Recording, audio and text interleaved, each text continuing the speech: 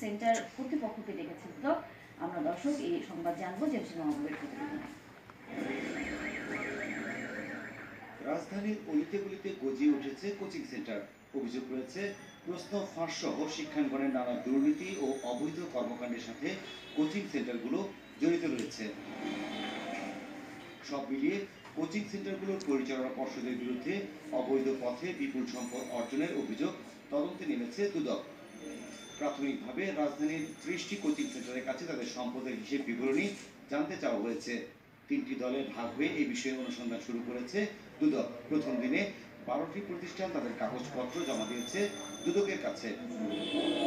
দুদকের চিঠির জবাব দিতে আসা কোচিং সেন্টারের সাথে সংশ্লিষ্টদের দাবি তাদের বিরুদ্ধে আনা অভিযোগ ভিত্তিহীন। দুদকের অনুসন্ধানকে স্বাগত জানিয়ে তারা বলছেন, এমন উদ্যোগ কোচিং ব্যবসায় স্বচ্ছতা ফিরে আসবে। যারা সত্যিকার দুর্নীতির সাথে জড়িত তাদের এ ধরনের কোনো অভিযোগ আমি আজ পর্যন্ত দেখি নাই।